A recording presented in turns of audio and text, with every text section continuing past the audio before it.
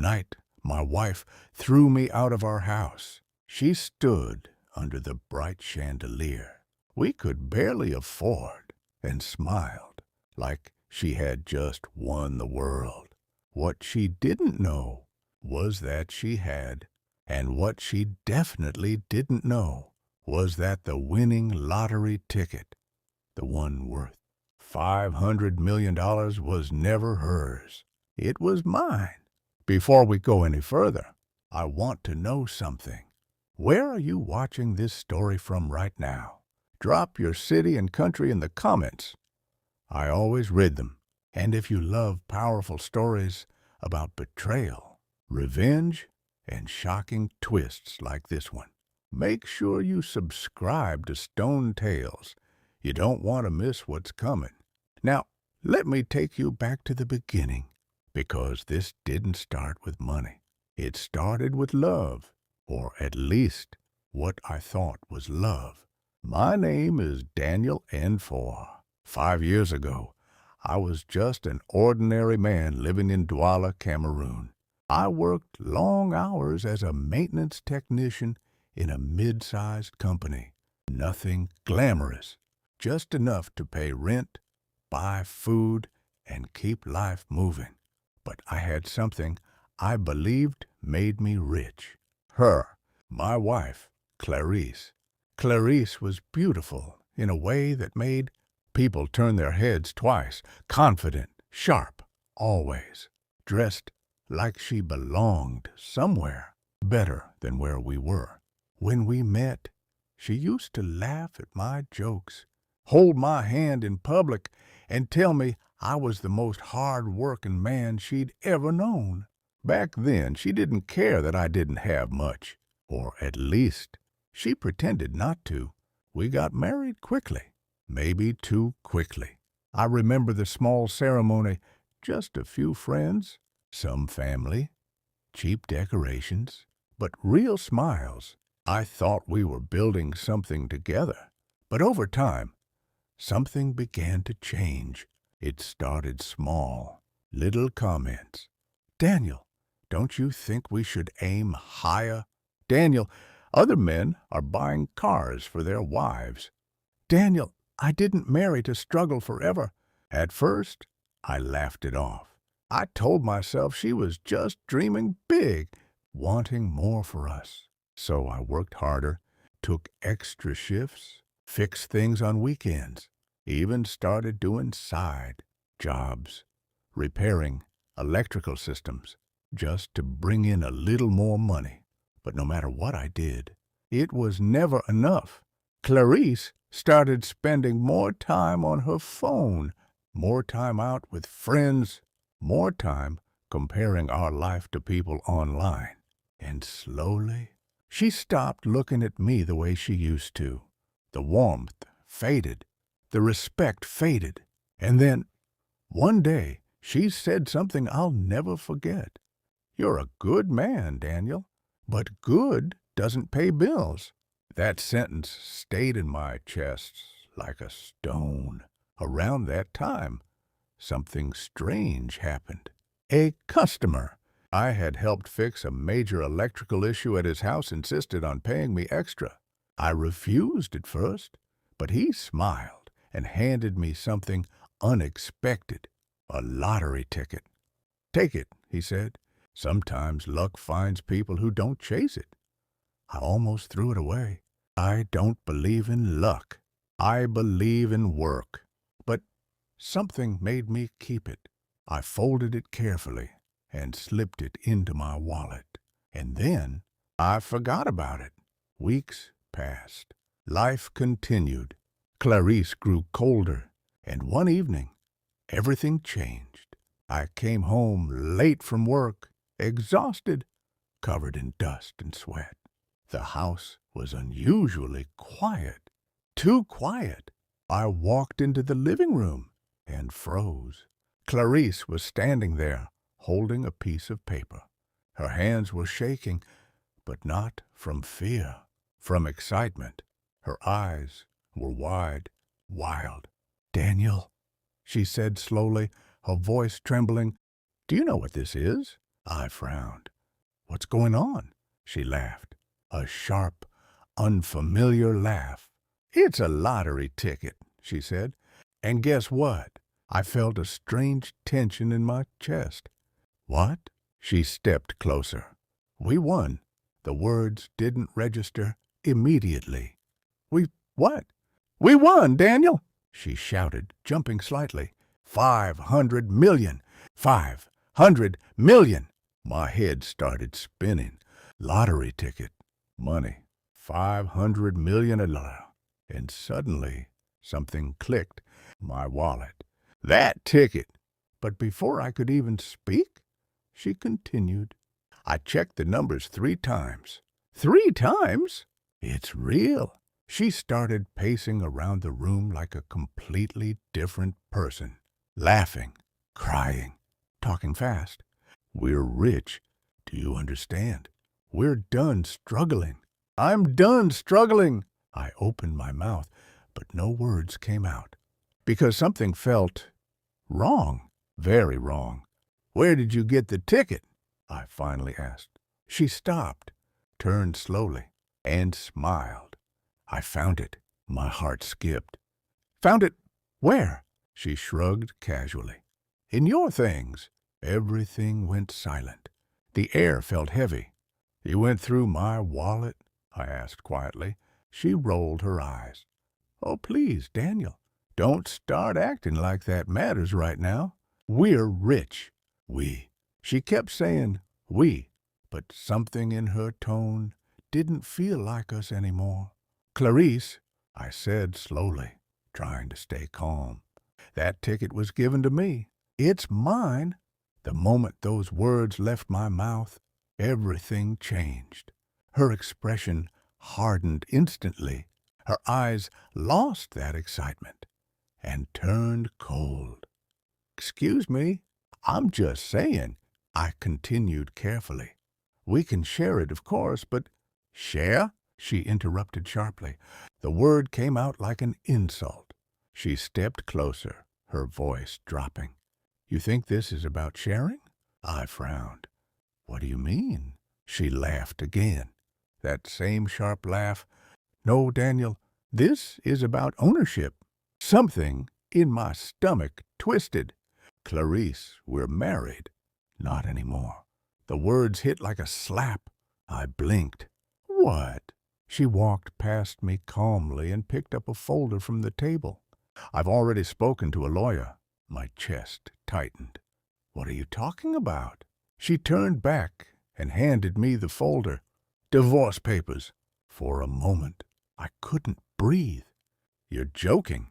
I've never been more serious in my life. My hands trembled as I opened the folder. It was real. Signed. Prepared. Waiting. You planned this? I whispered. She crossed her arms. I planned my future. Clarice, this is insane. We just found out about the money. No, she cut in. I found out. There it was. The truth. You said you found it in my wallet, I said, my voice shaking. That means it's mine. She smirked. Can you prove that? Silence. I hadn't even checked the ticket. I hadn't registered it. I hadn't told anyone. It was just a piece of paper. You don't even know the numbers, do you? She continued. I said nothing. Exactly, she said. But I do. She held up her phone. Photos. Screenshots. Evidence. I've already started the claim process, she said. In my name. My heart dropped. You can't do that. She tilted her head. Watch me. I stepped back, trying to process everything. This isn't you, I said quietly. She smiled again. But this time, there was no warmth at all. No, Daniel, this is exactly who I've always been. Then she said the words that shattered everything. I stayed with you because I had no better option. Silence filled the room, heavy, crushing. But now, she continued softly, I have 500 million. She walked to the door and opened it. You can leave. I stared at her. "You're kicking me out?" She shrugged. "You can't afford to stay here anyway." That was the moment I realized she wasn't just leaving me. She was erasing me. I walked out slowly. No shouting, no fighting, just emptiness. Behind me, the door closed, and just like that, I had nothing, or at least that's what she thought. Because as I stood outside in the dark, something inside me began to shift. The shock turned into clarity. The pain turned into focus. And one simple truth echoed in my mind. That ticket was never hers. She may have had the paper, but I had something far more powerful. Proof. Because the man who gave me that ticket, he wasn't just any customer. He was someone important, someone connected, and more importantly, someone who remembered me. And as I slowly reached into my pocket, I realized something else. I wasn't as powerless as she thought, not even close. Back inside the house, Clarice picked up her phone, smiling as she dialed a number. "Hello?" she said confidently. "Yes, I'm ready to move forward with the claim." She paused, listening. Then her smile widened. "Yes," she said, "the ticket is in my possession." Another pause. And then her expression changed, just slightly. "Wait, what do you mean?" she asked. Silence. Her grip tightened around the phone. "No, that's not possible," she said quickly. "I have the ticket right here." Another pause. Longer this time. Her face began to pale. Outside, I stood under the dim streetlight, watching the house, waiting, because I knew something she didn't. Something that was about to change everything. And inside that house, for the first time since she thought she won, Clarice looked afraid. Clarice's hand trembled as she held the phone tighter against her ear.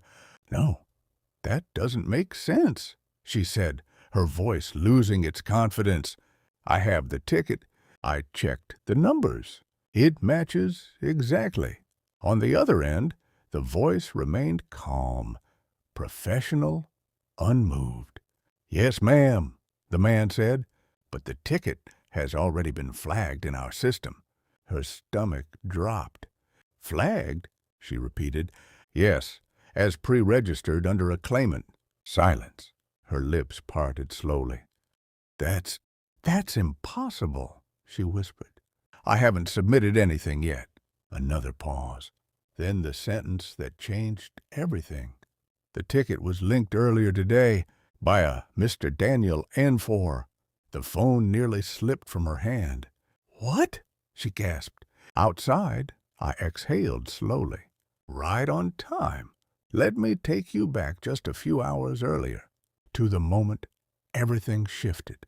After Clarice threw me out, I didn't wander aimlessly. I didn't beg. I didn't panic. I walked with purpose. Because deep down, I knew one thing. Clarice had made a mistake. A very big one. You see, when that man gave me the lottery ticket, something about him stood out. His name was Mr. Laurent Owen. A quiet, well-dressed man with the kind of presence you don't ignore. After I fixed the electrical issue in his house, he didn't just thank me. He watched me carefully, like he was studying me. Before handing me the ticket, he said something strange. Integrity is rare these days. Let's see if luck recognizes it. At the time, I didn't think much of it. But now, it all made sense. So, instead of breaking down after being thrown out, I went straight to his house. It was late, but I knocked anyway. The gate opened slowly. A security guard stepped out. "Yes, I need to see Mr. Ewain," I said calmly. The guard looked me up and down. "It's late." "I know," I replied. "Tell him it's Daniel, the electrician." The guard hesitated, then disappeared inside. A few minutes later, the door opened, and there he was, Mr. Laurent Huan, still calm, still sharp, like he had been expecting me. "Daniel," he said, stepping forward slightly, "I was wondering when you would come." That sentence told me everything. "You knew," I said. He nodded. "I had a feeling." We sat inside his living room, the lights soft, the air quiet. I told him everything about Clarice, about the ticket, about being thrown out, about her trying to claim the money. He listened without interrupting. Then, when I finished, he leaned forward. "Do you still have proof the ticket was given to you?" he asked. I frowned slightly. "I didn't sign anything, but you gave it to me directly." He smiled. "I know." Then he reached for a tablet on the table, tapped a few times, and turned the screen toward me. It was a video, security footage from his house. Clear, sharp, undeniable.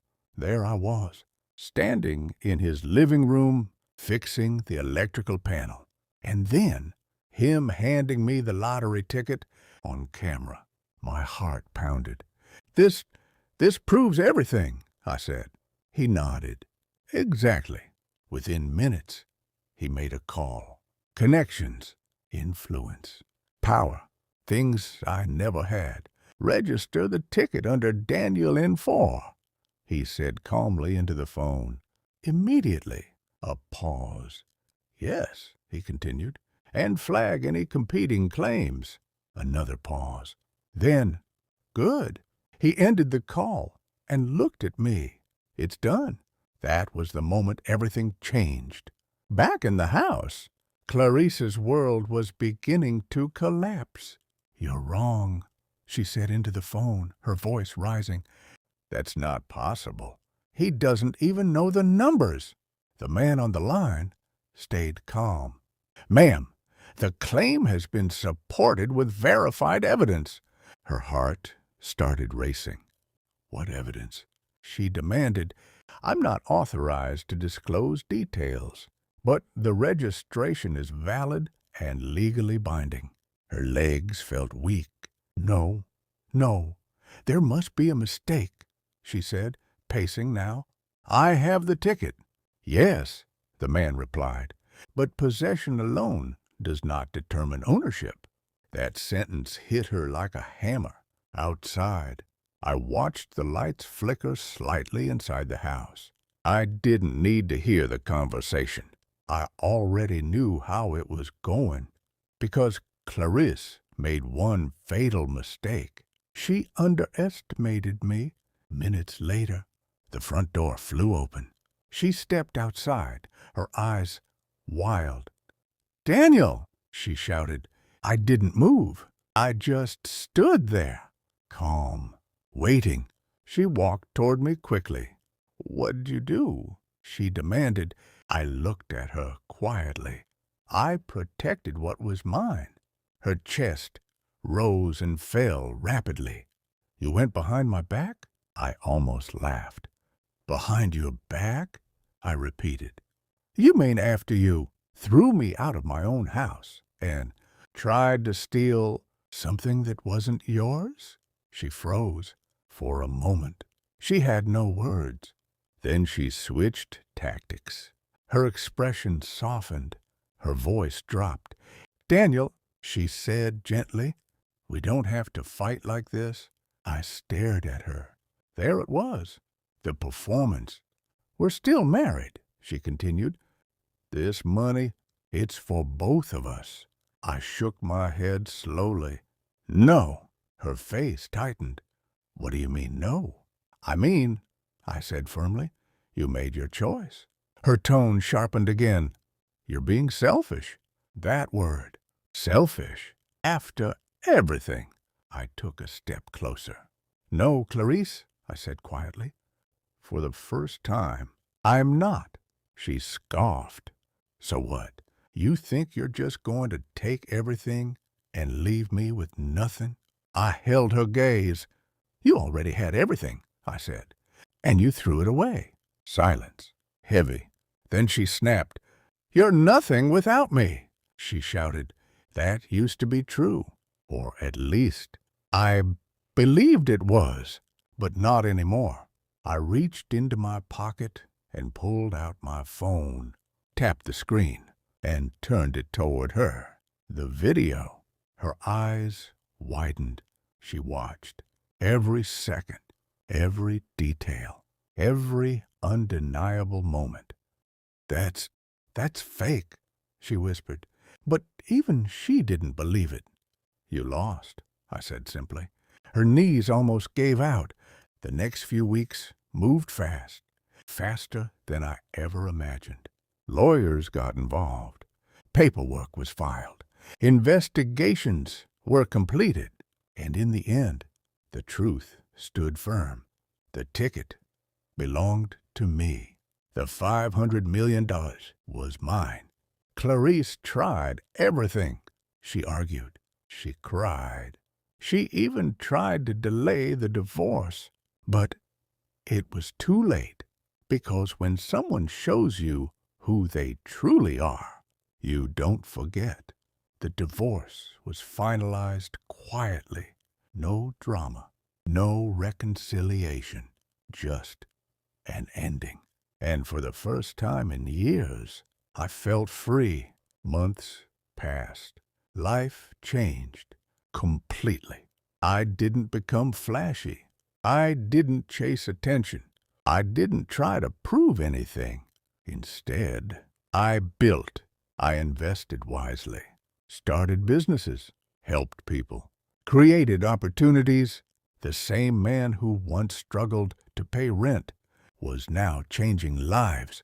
And Mr. Laurent Yuan, he became more than just a benefactor. He became a mentor, a guide, a reminder that integrity still matters. One afternoon, months later, I saw her again. Clarice. She looked different, not broken, but not the same. She approached me slowly. Daniel, she said.